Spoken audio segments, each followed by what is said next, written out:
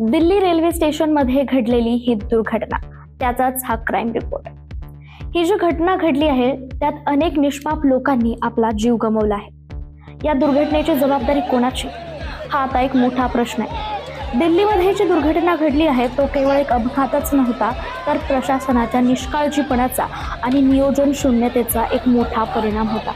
या दुर्घटनेमध्ये 18 लोकांनी आपला जीव गमावला आणि अनेक जण जखमी झाले आहेत। आरपीएफने एक रिपोर्ट दिला, दिल्ली पोलिसांनी दुसरा, तर रेल्वेच्या वेगवेगळ्या एजन्सीज आता एकमेकांनाच यामुळे जबाबदार ठरवत आहेत। पण या आरोप प्रत्यारोपांमध्ये सत्य कुठेतरी हरवून जात आहे का? खरं तर दिल्ली पोलिसांच्या या प्रकरणामध्ये थेट संबंध येत नाही, कारण क्राईम कंट्रोल जे आहे ते त्यांच्या हातात असतं। कायदा सुव्यवस्था म्हणजे लॉ अँड ऑर्डरची जबाबदारी ही पॅरामिलिटरी फोर्सेस म्हणजे आरपीएफची असते, तर त्यांनी गर्दी व्यवस्थापनाची आणि तिकीट वितरणाची जबाबदारी ही रेल्वेची होती। खरं तर कुंभमेळ्याच्या निमित्ताने स्टेशनवर प्रचंड गर्दी होती।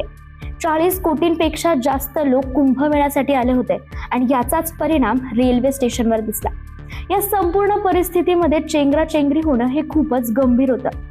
या गर्दीला व्यवस्थित कसं सांभाळायचं याची योजना रेल्वे प्रशासनाकडे आधीच व्हायला हवी होती, पण तसं काही घडलंच नाही। आता प्रश्न असा आहे, जर आरपीएफने रेल्वे स्टेशनच्या अधिकाऱ्यांना आधीच चेंगराचेंगरी होण्याची शक्यता सांगितली होती, तर त्यांनी वेगळी उपाययोजना का केली नाही? तिकीट वाटप एका विशिष्ट मर्यादापर्यंत का ठेवलं गेलं नाही? चुकीची अनाउन्समेंट झाली आणि त्याचेच परिणाम चेंगराचेंगरी झालं, लोक एकमेकांवर पडले। यासाठी जास्त लोकसंख्या आणि मर्यादित सिस्टम जबाबदार आहे असा प्रश्न आता येतोय। पण संसदेत याला महाकुंभ नाही तर मृत्यू कुंभ असं म्हटलं जात आहे। लोकांच्या सोयीसाठी योग्य व्यवस्था सिस्टीम असायला हवं। जास्त लोक जर एका ठिकाणी जमा झाले तर त्यावेळेस सिस्टीम फेल होणार हे तर खरंच आहे, पण त्यासाठी उपाययोजना का केल्या गेल्या नाही याचंच एक संपूर्ण उदाहरण सध्या झालेल्या दिल्लीमधल्या चेंगराचेंगरीमुळे आहे।